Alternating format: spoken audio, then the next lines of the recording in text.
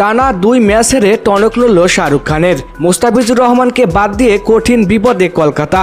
দলের bowling line up শক্তিশালী করতে মোস্তাফিজের পরিবর্তে তাসকিন আহমেদকে 12 কোটি টাকায় সরাসরি চুক্তিতে দলে ফেরালো কলকাতা নাইট রাইডার্স। দর্শক, আইপিএল 2026-এর শুরুটা মোটেও সুখকর হলো না বর্তমান চ্যাম্পিয়ন কলকাতা নাইট রাইডার্সের জন্য। মুম্বাই ইন্ডিয়ান্স এবং সানরাইজার্স হায়দ্রাবাদের কাছে টানা 2 ম্যাচ হেরে পয়েন্ট টেবিলের তলানিতে গিয়ে ঠেকেছে শাহরুখ খানের দল।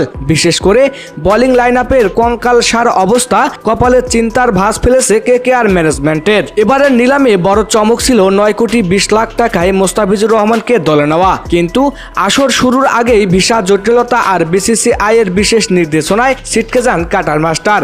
মোস্তাফিজকে হারিয়ে কেকেআরের বোলিং আক্রমণ যেন ধারহীন তলোয়ার পরিণত হয়েছে। ইডেন গার্ডেন্সে হায়দ্রাবাদের বিরুদ্ধে 226 রান হজম করার পর টনক নড়েছে খোদ মালিক শাহরুখ খানের।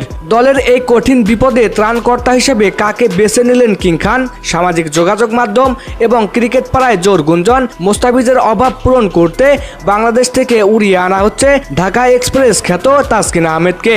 গুঞ্জন উঠেছে সরাসরি চুক্তিতে রেকর্ড 12 কোটি টাকার বিনিময়ে কেকেআর শিবিরে যোগ দিয়েছেন এই গতি তারকা তাসকিন আহমেদ। তাসকিন আহমেদ বর্তমানে ক্যারিয়ারের সেরা ছন্দে রয়েছেন।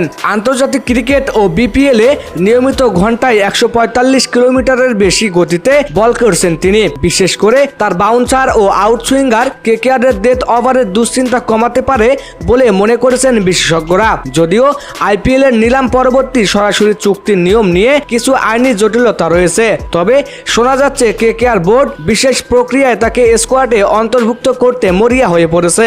যদি তাসকিন আহমেদের 12 কোটির এই চুক্তির গুঞ্জন সত্য হয়, তবে তাসকিন আহমেদ হতে যাচ্ছেন আইপিএল ইতিহাসের অন্যতম দামি বাংলাদেশি খেলোয়াড়। এখন দেখার বিষয়, তাসকিনের গতি কি পারবে কলকাতার ভাগ্য বদলাতে, নাকি হারের হ্যাট্রিকে আবারও কোণঠাসা হবে বেগুনি সোনালী ব্রিগেডরা। পিএসএল এবং আইপিএল এ বাংলাদেশি খেলোয়াড়দের সর্বশেষ আপডেটগুলো সবার আগে পেতে আমাদের চ্যানেলটি সাবস্ক্রাইব করে সাথেই থাকুন। ধন্যবাদ।